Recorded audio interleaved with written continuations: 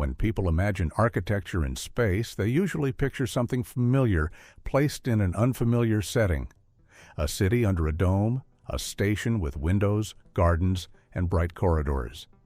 In other words, Earth architecture moved into orbit. But the real logic of building in space is stranger than that. On Earth, architecture begins with assumptions we barely notice. There is air to breathe, pressure on every surface, and gravity holding walls, floors, water, and people in predictable ways. There is also an atmosphere to soften sunlight, move heat, and shield life from radiation. Even our strongest buildings exist inside that protection. Space removes all of it. There is no breathable air, no natural pressure, and no atmospheric shield. Sunlight is harsher, shadows are sharper, heat behaves differently. A structure can face intense heating on one side and deep cold on the other. In vacuum, there is no wind or rain, yet the environment is still hostile. Radiation, micrometeoroids, thermal stress, and material fatigue become design problems from the very beginning. That changes everything. A building on Earth can be judged by beauty, function, cost, and durability. A structure in space must first answer a more basic question. Can it keep its inside separate from its outside? In space, architecture begins with survival. Before there are windows, there must be shielding. Before there are public spaces, there must be pressure integrity. Before there is beauty, there must be life support. This is why space architecture is not just architecture with a futuristic style. It is a form of environmental engineering. The shape of a habitat, the thickness of its walls, the position of its radiators, the location of its water tanks, and the way it rotates or does not rotate are influenced by physics before taste. Even gravity, the most ordinary condition of human life, becomes a design decision. On Earth, every staircase, chair, bed, and doorway assumes one constant downward pull. In space, that assumption disappears. A small station can operate in microgravity, but humans are not adapted to live that way forever. Muscles weaken, bones lose density, fluids shift in the body. Sleep, posture, and movement begin to change.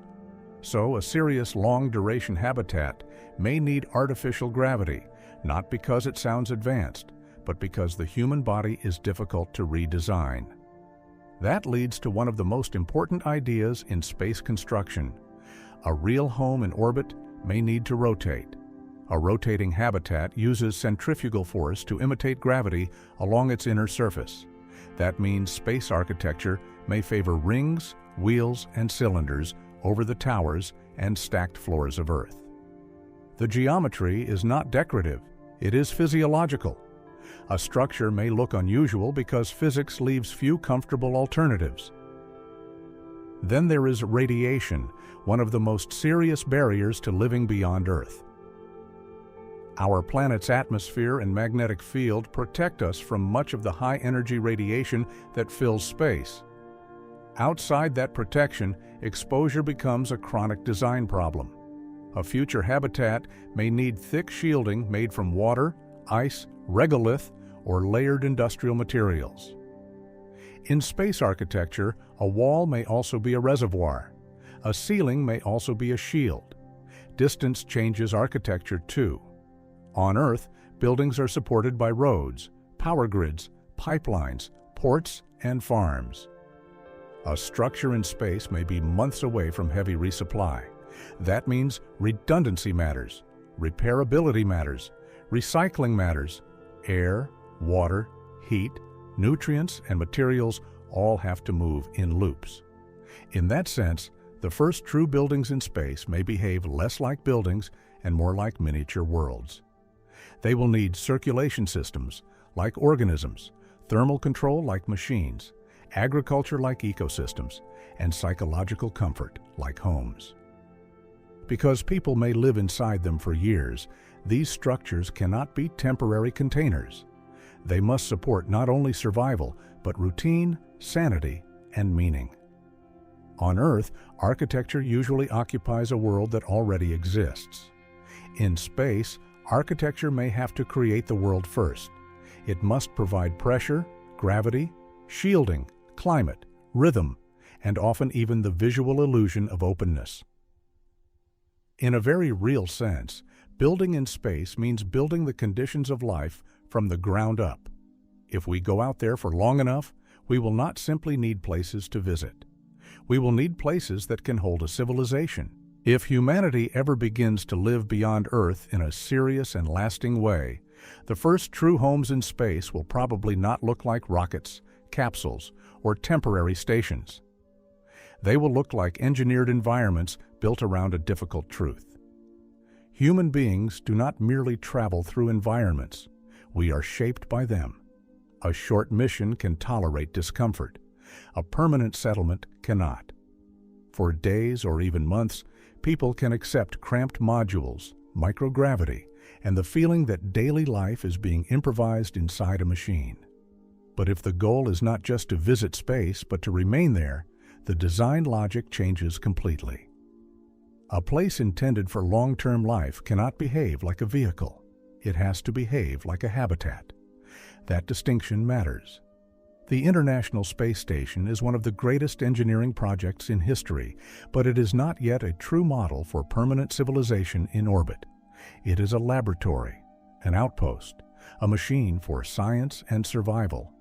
It proves that humans can live in space. It does not yet prove that humans can build a place in space that feels stable, healthy, and sustainable over generations. For that, we need larger ideas. Some of the most important concepts were developed decades ago when engineers began asking a more ambitious question. If thousands of people were to live in space, what shape should their home take? That question led to designs like the Bernal Sphere, the Stanford Torus, and the O'Neill cylinder. These ideas sound futuristic, but their logic is practical. If people are going to live beyond Earth for long periods, they will need volume, shielding, and some form of artificial gravity. Artificial gravity may be the decisive factor. Microgravity is manageable in the short term, but the human body pays a price for it. Bones lose density, muscles weaken, the cardiovascular system changes. So a serious long-duration habitat may need to rotate, not because rotation looks advanced, but because human biology still expects gravity. A rotating structure uses centrifugal force to imitate weight along its inner surface. If the habitat is large enough and the rotation slow enough, life inside could feel relatively normal. People could walk, sleep, carry objects, and build routines that resemble life on Earth. What sounds futuristic is actually conservative. It protects conditions the body already understands. But gravity is only one part of the problem. A true home beyond Earth also has to deal with radiation. Outside Earth's atmosphere and magnetic field, a habitat is exposed to energetic particles that can damage cells and electronics over time. A permanent settlement cannot ignore that. It needs shielding built into its structure. Living quarters may need to sit deeper inside the habitat, surrounded by water, storage systems, industrial mass, or imported regolith. In space architecture, a wall may also be a reservoir. A storage layer may also be a shield. Then there is ecology. A real home in space cannot depend forever on constant deliveries from Earth. Air must be recycled, water must be cleaned and reused. Waste must become input for some other process. Food may need to be grown inside the settlement itself.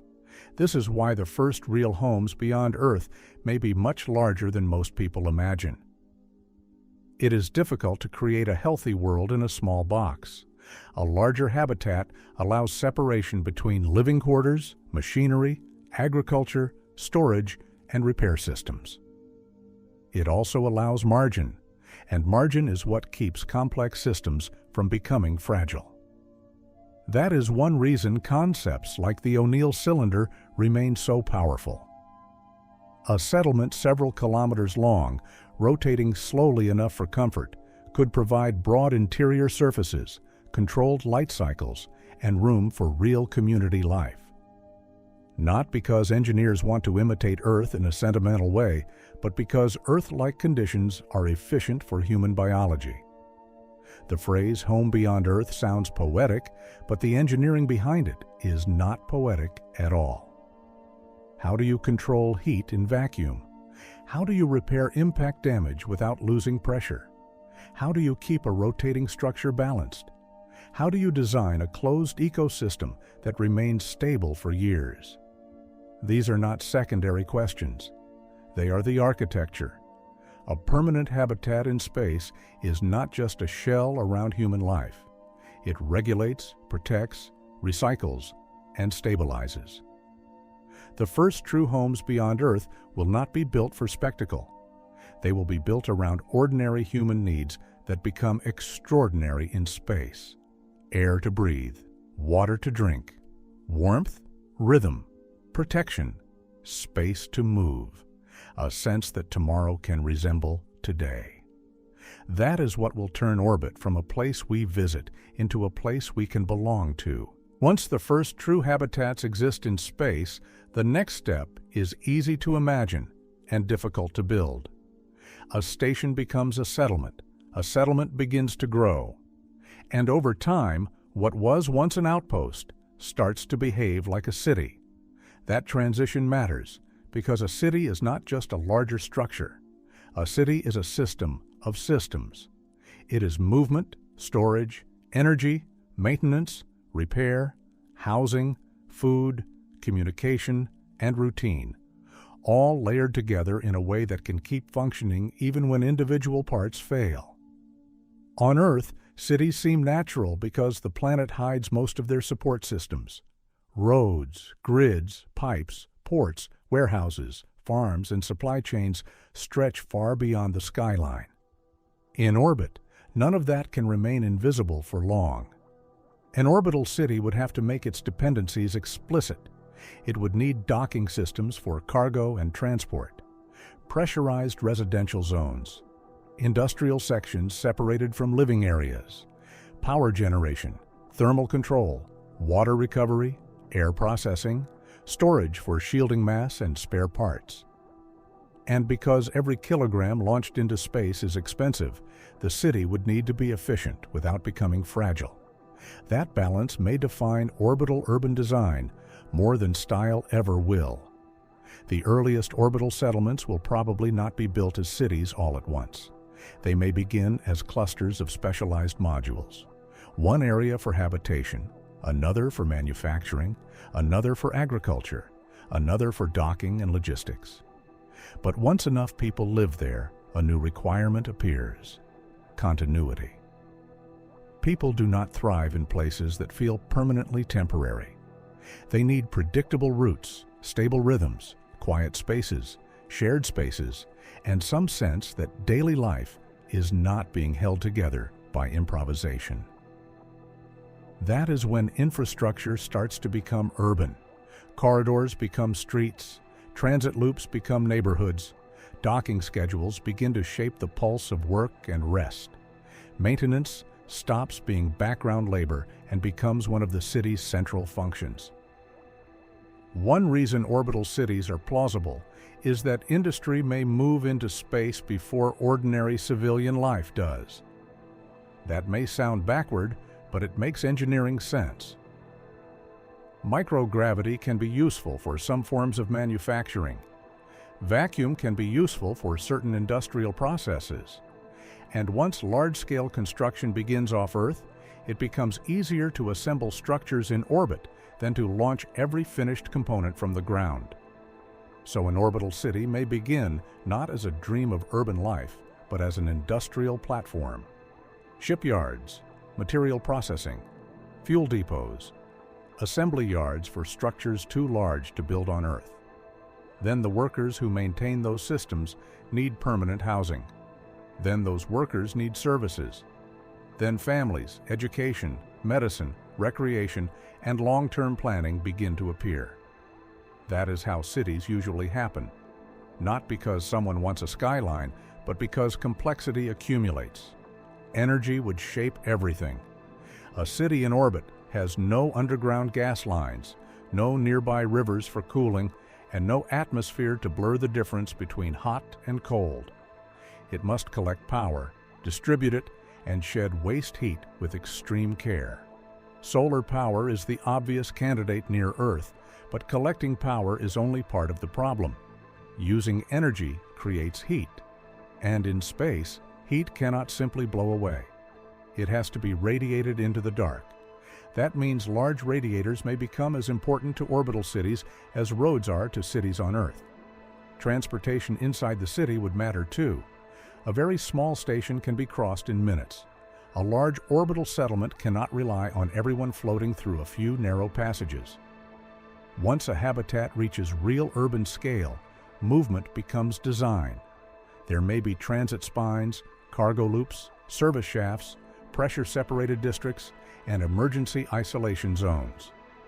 A city in orbit would have to be designed not only for convenience, but for failure. What happens if one section loses pressure? What happens if a fire starts? What happens if a docking accident damages a structural arm? Urban planning in space is inseparable from contingency planning. There is also the question of atmosphere in the social sense. A place where people live for years cannot feel like a sealed machine forever. It needs visual variety, changes in scale, different kinds of light, a balance between density and openness. Beauty is not a luxury there, it becomes part of stability. A station proves survival, a habitat suggests permanence. But a city means something larger. It means that space is no longer just a workplace or an outpost. It has become a place where ordinary life is expected to continue. Work, meals, maintenance, education, sleep, conversation, routine. One of the first truly great structures built beyond Earth may not be a city at all. It may be an observatory. That idea is easy to underestimate because telescopes already exist on Earth and in orbit. But if a civilization begins building seriously in space, observatories could become some of its most important and most ambitious constructions. The reason is simple. Space is not only a place to live, it is also the best place to see from. Earth's atmosphere protects life, but it also limits observation. Air scatters light, absorbs parts of the spectrum, distorts images, and adds thermal noise. Even the best ground observatories are always looking through a moving layer of gas. In space, that limitation disappears. A telescope above the atmosphere can observe with greater clarity. A telescope far from Earth can also escape reflected light, radio interference, and thermal contamination from the planet itself. Distance improves vision. That is why some of the most powerful future observatories may not orbit Earth closely. They may sit much farther away in cold and quiet regions where infrared instruments can remain stable and radio arrays can operate with less interference. In astronomy, silence is useful. The less a telescope is disturbed by heat, vibration, or background noise, the more clearly it can detect faint and distant signals. A cold observatory in deep space may be able to study early galaxies, planetary atmospheres, and dim objects at the edge of detectability with far greater precision than instruments near Earth. Scale matters too. A single large mirror is powerful, but multiple instruments working together can become something even more remarkable. This is the logic of interferometry. Several telescopes separated by large distances can act in some respects like one much larger instrument. That means an observatory may not always be one structure, it may be an array. A network of precisely positioned instruments flying in formation, linked by timing, data processing, and extreme control over distance and alignment. That is where observatories begin to look like architecture. They require stable platforms, thermal control, shielding, power systems, maintenance access, long baseline alignment, and in some cases, human or robotic servicing. A great observatory is not just a lens facing the sky. It is an engineered environment built to remove everything that interferes with seeing. There is also a deeper reason observatories may come early in the story of space construction. Knowledge has always justified infrastructure. Civilizations build roads for trade, ports for transport, and laboratories for discovery. In space, observatories may serve a similar role. They give purpose to distance. They turn remote regions of space into useful scientific territory. And they may reshape our understanding of the universe faster than any settlement ever could. A deep space observatory could study exoplanets in far greater detail. It could examine how stars form and die. It could map cold dust, dark regions, and faint structures invisible from Earth. It could also help answer one of the oldest questions in science. How common are worlds like ours? That alone may be enough reason to build instruments of extraordinary scale. So while cities and habitats speak to the future of human presence, observatories speak to the future of human understanding. They are among the quietest structures we may ever build. No crowds, no streets, no ordinary daily life. Only mirrors, antennas, sensors, radiators, and darkness. And yet they may become some of the most important architecture in space because they transform emptiness into knowledge. At the edge of darkness, civilization may first learn not how to conquer the universe, but how to see it clearly. If travel between stars ever becomes real, the vehicle that makes it possible may stop feeling like a vehicle at all. It may become a world. That is the logic of the world ship. In ordinary transportation, the purpose of a craft is to move people through space as quickly as possible. But interstellar distances are so extreme that speed alone may not solve the problem. Even at velocities far beyond anything humanity has yet achieved, a journey to another star could last decades, centuries, or longer. At that scale, the ship changes meaning. It is no longer just a machine carrying passengers. It becomes the environment those passengers live inside, possibly for their entire lives.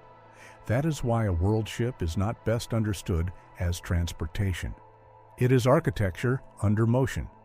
A generation ship, for example, would have to support people who are born aboard, grow up aboard, and die aboard without ever seeing the destination that justified the voyage in the first place. That creates a challenge unlike almost anything in ordinary engineering. The structure must function as habitat, ecosystem, infrastructure, and social framework all at once. Air cannot simply be stored. It must be recycled continuously. Water cannot be treated as cargo. It must circulate through the ship in closed loops. Food cannot depend on external supply. It must be grown, processed, distributed, and renewed inside the system. And because the journey may outlast the designers, the ship must also be repairable by the society living within it. This is one of the most important differences between a long-range spacecraft and a world ship. A spacecraft can fail at the end of a mission. A world ship cannot. Its mission is life itself. That changes every design priority. Redundancy becomes essential. Maintenance becomes permanent. Waste becomes resource. Storage becomes shielding. Agriculture becomes infrastructure. And engineering becomes inseparable from culture. There is also the question of gravity. A crew can survive in microgravity for a while. A civilization may not thrive in it for generations. So many world ship concepts assume rotation, using centrifugal force to create artificial gravity along interior surfaces. That immediately affects scale.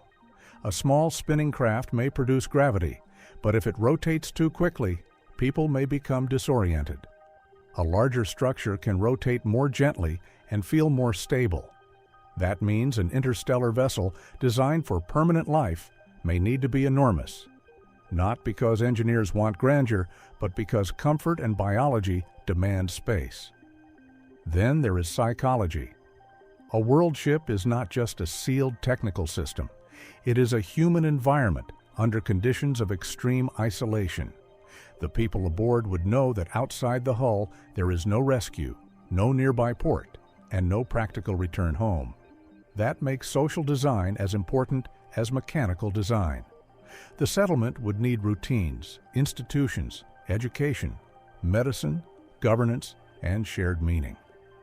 It would need ways to prevent cultural stagnation, conflict, and despair. In that sense, the success of a world ship may depend as much on sociology as on propulsion. The ship must remain legible to the people inside it. It must feel inhabitable, not merely survivable. That is why a true world ship may contain districts rather than decks, gardens rather than only storage, public spaces rather than only corridors, not because those things are decorative, but because a society cannot live for centuries inside pure machinery. It needs memory, rhythm, continuity, a sense that life aboard is not only sacrifice for a distant goal, but life in its own right. There is also a hard physical truth behind all of this. Interstellar space is not empty in the engineering sense. At very high speeds, even tiny particles become dangerous. Radiation remains a long-term threat. Systems degrade, materials age. So the ship must endure both external hazard and internal complexity. It must survive as structure while also supporting an evolving community. That is why the world ship is such an important idea in the architecture of space. It reveals that once distances become large enough, engineering stops being about transport and starts being about civilization. A home becomes a ship becomes an ecosystem. And motion through the stars becomes only one layer of a much larger design. In the end, a world ship is not simply a vessel moving toward another sun. It is a piece of architecture, large enough, stable enough, and humane enough to carry history with it. As space settlements grow larger, a simple station may no longer be enough. At some point, the goal is not just to keep people alive in orbit. It is to give them a world that feels stable, spacious, and physically intuitive. That is where ring habitats begin to matter. The basic idea is elegant. Instead of building a compact cluster of modules, you build a large rotating structure whose inner surface becomes the ground. As the ring turns, centrifugal force creates artificial gravity along that interior curve. In practical terms, that means people could walk, sleep, farm, and build daily routines in an environment that feels more natural than microgravity. What makes ring habitats important is not only their shape, but their scale. A small rotating structure can create artificial gravity, but it does so imperfectly. If the radius is too small, the required rotation rate becomes uncomfortable. People may notice strange effects in movement, balance, or orientation. A larger ring can rotate more slowly and feel more stable. So comfort pushes architecture towards size. This is a recurring pattern in space engineering. What begins as a technical solution eventually becomes a question of lived experience. A ring habitat is not just a machine that spins. It is a way of creating horizon, floor, and sky where none exist naturally. That changes the emotional character of the settlement. Inside a small station, people are always aware that they are inside a device. Inside a large ring habitat, the structure may begin to feel less like a vessel and more like a place. That distinction matters, especially over long durations. A large habitat could contain neighborhoods, agricultural sections, parks, storage areas, transit systems, and industrial zones arranged around the inner circumference. If the scale is great enough, the far side of the ring might even curve overhead like a distant landscape. At that point, architecture stops imitating a building and starts imitating geography. This is one reason ring habitats are so powerful in speculative engineering. They suggest that the future of civilization in space may depend not only on survival systems, but on spatial psychology. Humans need more than oxygen and shielding. We also respond to depth, distance, rhythm, and orientation. A place with a visible horizon feels different from a sealed room. A settlement with distinct districts feels different from a technical compartment.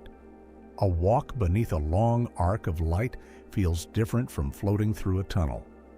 Ring habitats could provide those differences in a controlled and engineered way. They may also solve problems of organization. As settlements become larger, movement becomes central. People, cargo, waste, water, and machinery all need routes. A ring gives designers a natural geometry for circulation. Transit can follow the curve. Utilities can run in layers.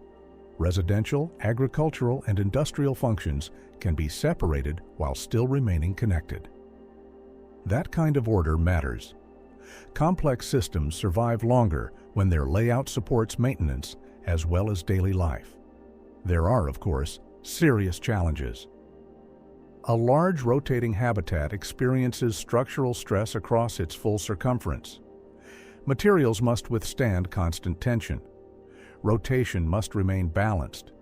Docking systems must handle the difference between rotating and non-rotating sections. And if the habitat becomes truly vast, even small alignment problems can become significant. But those problems are engineering problems, not impossibilities. In fact, ring habitats may be more realistic than many of the simpler images people have of future life in space. A small station is easier to launch, but harder to turn into a real society. A large rotating habitat is harder to build, but easier to inhabit once completed. That trade-off may shape the long future of orbital civilization. There is also a deeper idea hidden in ring habitats. They represent one of the first moments when architecture in space stops being about shelter alone and starts becoming world design. A ring creates not just protection, but environment, not just volume, but landscape, not just structure, but horizon. And once a civilization learns how to build horizons in empty space, it has crossed an important threshold. It is no longer merely surviving beyond Earth. It is beginning to engineer the conditions of belonging. When people imagine the future of space construction, they usually think first about survival. Air, water, radiation shielding, artificial gravity, food, heat. And that makes sense because none of those things can be taken for granted beyond Earth. But if a civilization remains in space long enough, survival stops being the only question. Sooner or later, another question appears. What makes life worth continuing there? That is where libraries, gardens, and cathedrals begin to matter. Not necessarily as literal copies of old Earth buildings, but as a category of structure with a different purpose. These are spaces built not only to protect the body, but to support memory, reflection, beauty, and meaning. That may sound secondary compared to engineering, but over long timescales, it is not secondary at all. A settlement can be technically efficient and still psychologically poor. It can recycle its air perfectly and still feel unbearable to live in. It can keep people alive and slowly erode the emotional conditions that make a civilization stable. This is one of the great lessons of architecture on Earth. Human beings do not flourish inside pure utility for very long. We need order, but we also need atmosphere. We need systems, but we also need places where time feels different, places that are quiet on purpose, places that preserve memory, places that offer scale, softness, ritual, or calm. In space, that need may become stronger, not weaker. A long-duration habitat is a controlled environment. Its temperature is regulated. Its air is processed. Its walls are functional. Its routines may become highly repetitive. That kind of environment can be efficient, but it also risks becoming psychologically flat. So advanced habitats may need intentional spaces that interrupt pure utility. Gardens are one obvious example. Plants are useful in technical ways. They can support food production, humidity control, oxygen cycles, and closed ecological systems. But their importance is not only biological. Green life changes perception. A corridor lined with equipment does not feel the same as a path lined with living growth. A room full of filtered air does not feel the same as a room that also carries the visual complexity of leaves, water, and natural variation. A garden in space would not just be decoration, it would be environmental medicine. Libraries matter for a different reason. A civilization living far from Earth may become deeply dependent on stored knowledge. Technical manuals, scientific records, cultural archives, legal history, art, language, design principles, and memory itself may need to be preserved with unusual care. Distance makes memory fragile. A settlement months or years away from its point of origin cannot rely on culture remaining intact by accident. It may need dedicated spaces, both physical and digital, where knowledge is stored, updated, protected, and passed on. In that sense, a library in space is not just a quiet room with books, it is part of civilizational continuity.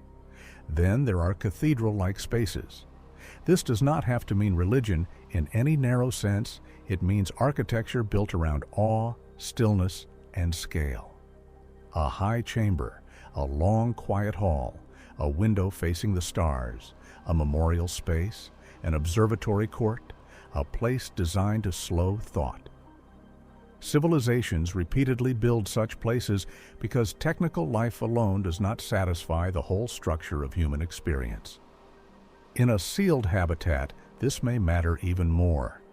Without weather, wilderness, or open sky, people may need designed encounters with stillness and wonder, not as luxury, but as part of long-term mental balance.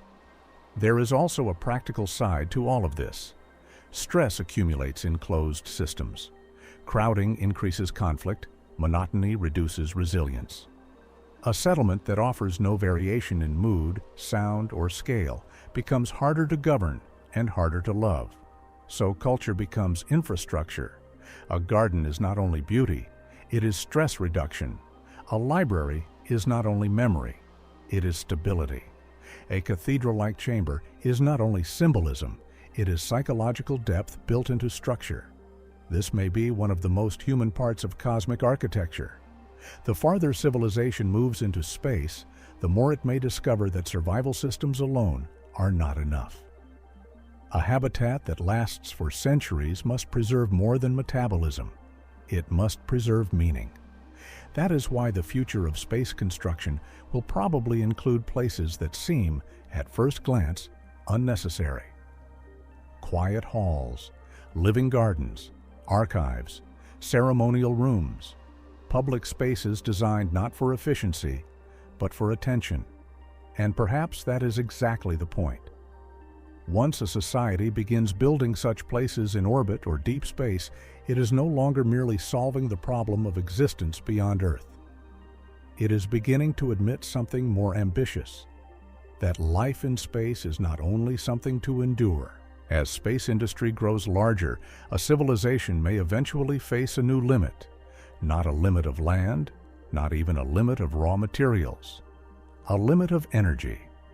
On Earth, nearly all large-scale civilization depends, directly or indirectly, on the power of one star. Sunlight drives climate, biology, and the energy systems that support life. Fossil fuels are ancient solar income. Solar panels are direct collection.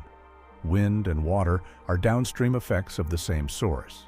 So if a civilization expands far beyond a single planet, it may eventually do what engineers always do when demand grows. It goes closer to the primary source. That is the logic behind the Dyson swarm. The popular phrase Dyson sphere often creates the wrong image. People imagine a rigid shell completely enclosing a star, as if a civilization could simply build a hollow planet-sized wall around the sun. That picture is dramatic, but it is not the most realistic version of the idea. A rigid shell would face extraordinary problems of stability, material demand, and thermal management. It would also not need to exist in order to collect enormous amounts of stellar energy. A swarm is more plausible. Instead of one solid structure, a Dyson swarm is a vast population of separate objects orbiting a star. These could be habitats, solar collectors, industrial platforms, or transmission systems, each moving on carefully chosen paths. Together, they would intercept a significant fraction of the star's energy output without requiring an impossible shell. This is a much more engineering-minded vision. It turns a mythical megastructure into a distributed infrastructure problem. How many collectors can be built? What materials are available? How are the orbits organized? How is energy used, stored, or transmitted? How is waste heat managed? Those are extreme questions, but they are still recognizably physical questions. That is what makes the idea so powerful. A Dyson swarm is not magic. It is scale.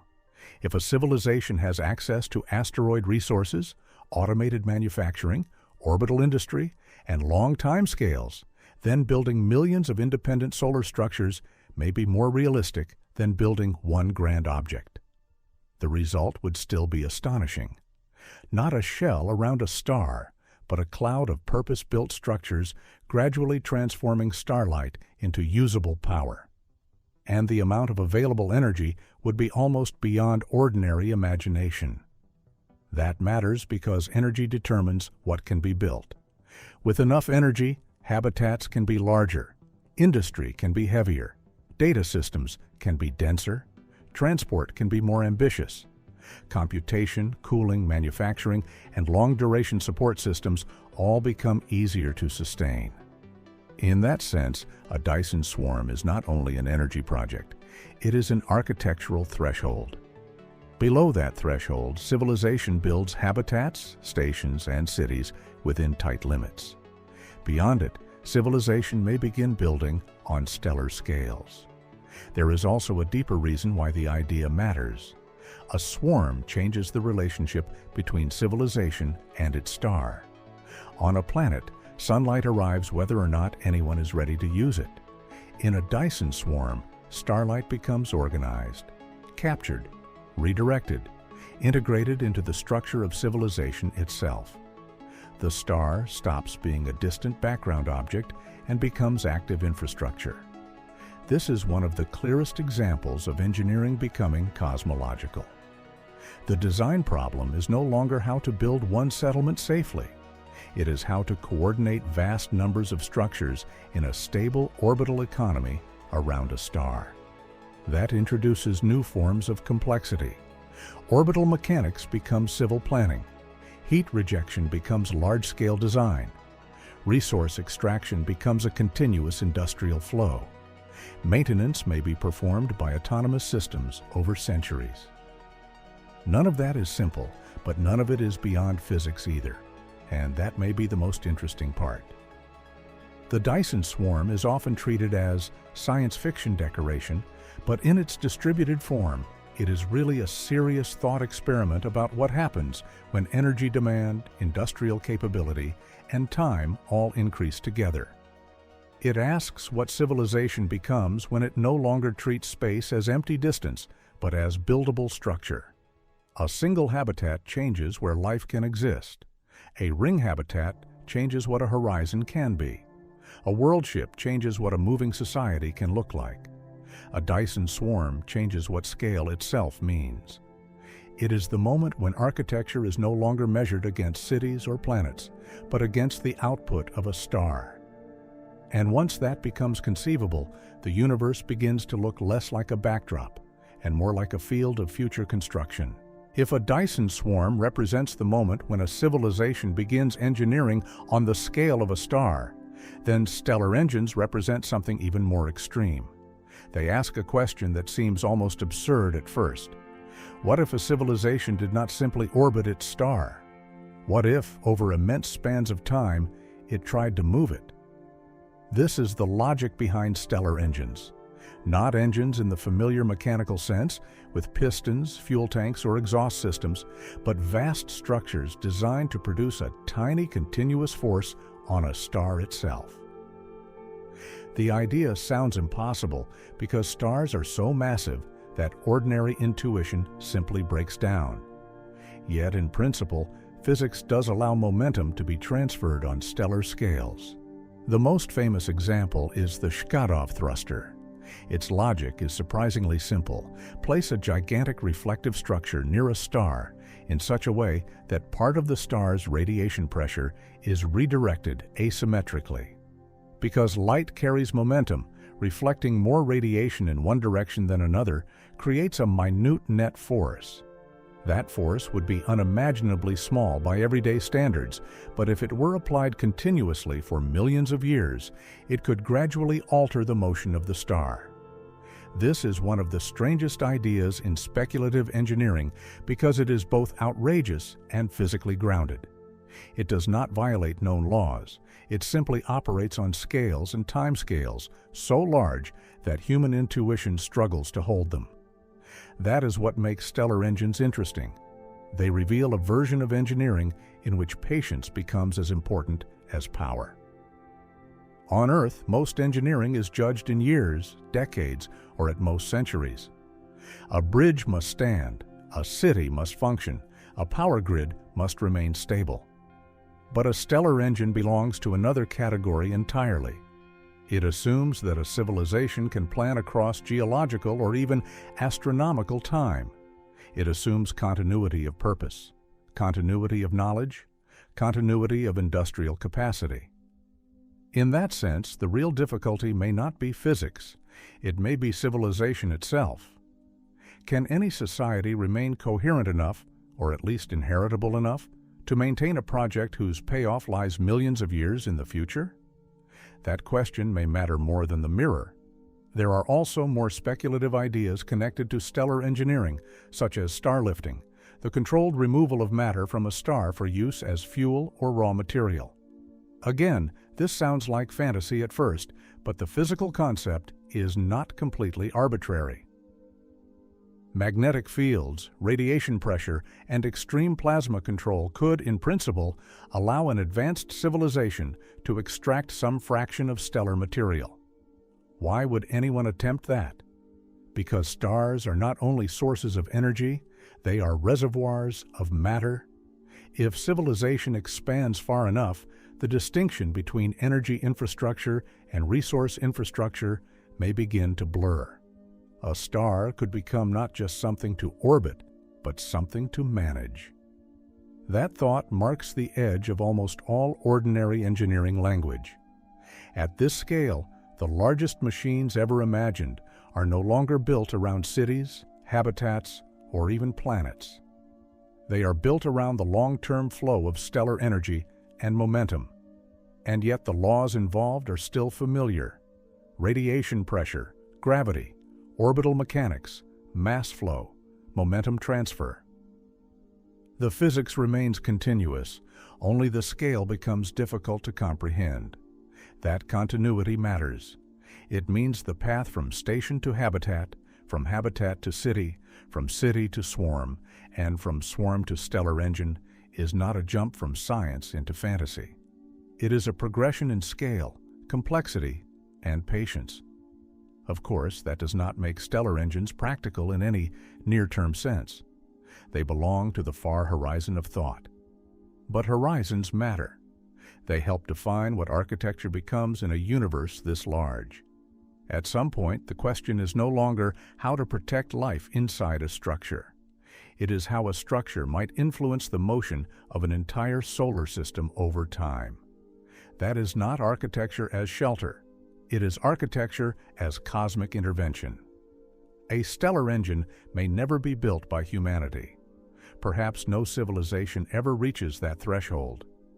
But the idea still matters because it forces us to ask what engineering means when time is almost unlimited and the available energy of a star becomes part of the design space itself. In that sense, stellar engines are not only giant machines. They are the outer boundary of a thought. The point where construction, astronomy, and civilization merge into one idea so large that it begins to change how we define the possible. By the end of this journey, one idea becomes difficult to ignore. In space, architecture does not mean quite what it means on Earth. On Earth, architecture usually begins with a world that already exists. Gravity is given, air is given, pressure is given. Day and night already happen. A building may shape life, but it does not have to create the basic conditions that make life possible. In space, that changes completely. A habitat does not simply occupy an environment. It has to generate one. That difference may be the most important lesson in all of cosmic construction. The farther civilization moves beyond Earth, the less architecture becomes a matter of enclosing space, and the more it becomes a matter of producing reality at human scale. A wall is no longer just a boundary. It may be shielding. A floor is no longer just a surface. It may be part of a rotating gravity system. A garden is no longer only beauty. It may also be ecological support. A window is no longer just a view. It may be a calculated compromise between psychology and radiation risk. Nothing remains purely symbolic for long. Almost everything carries several functions at once. That is why space architecture is so revealing. It shows, with unusual clarity, that civilization is not held together by ideas alone. It is held together by systems that make ideas livable. Pressure, heat control, water recovery, structural stability, light cycles, and maintenance discipline may sound less inspiring than monuments or skylines, but without them, no monument lasts, and no skyline remains inhabited. In that sense, architecture in space becomes a direct expression of civilizational seriousness. It asks whether a society can build not just impressively, but responsibly. Not just beautifully, but durably. Not just for spectacle, but for continuity. That is why the structures we have imagined in this journey feel so different from ordinary buildings. Stations are not just stations. They are early tests of permanence. Habitats are not just containers. They are attempts to recreate the conditions of Earth in places where Earth does not exist. Cities in orbit are not just expansions of population. They are demonstrations that daily life can be organized in vacuum without collapsing into fragility. Observatories are not just instruments. They are architecture built for attention. Worldships are not just vehicles. They are moving societies. Ring habitats are not just machines. They are engineered horizons. Gardens, libraries, and quiet public chambers are not decorations added after survival is solved. They are part of the deeper structure of a civilization that intends to remain human while living in artificial worlds. Dyson swarms and stellar engines push the thought even further. They suggest that once a civilization controls enough energy, architecture may stop being measured against buildings, or even planets, and begin to be measured against stars. At that point, the word construction almost feels too small. And yet the central question remains familiar. How do beings like us create a place where life can continue? That question links a house on Earth to a habitat in orbit, a city to a ring world, a ship to a worldship, and a solar collector to the outer edge of megastructure thought. The scales change, the materials change, the time horizons change. But the underlying act remains the same. To build is to refuse indifference. To build is to shape matter so that fragile life has a better chance of enduring. That may be what architecture means in a universe this large. Not decoration imposed on emptiness, not vanity projected into the sky, but the long disciplined act of making existence possible where it would otherwise fail. And perhaps that is why the future structures of space feel both strange and deeply familiar. They are unfamiliar in shape, in scale, and in technical demand. But they are familiar in motive. They arise from the same ancient need that shaped the first shelters, the first cities, the first observatories, and the first shared public spaces on Earth. The need to protect, the need to gather, the need to remember, the need to continue. If civilization ever spreads far beyond this planet, it will not do so by carrying Earth outward in a simple copy. It will do so by learning how to translate human needs into new physical worlds. That translation is architecture, and in the largest sense, it may become one of the defining arts of intelligence itself. Not because it produces the grandest objects, but because it turns hostile space into a place where history can go on.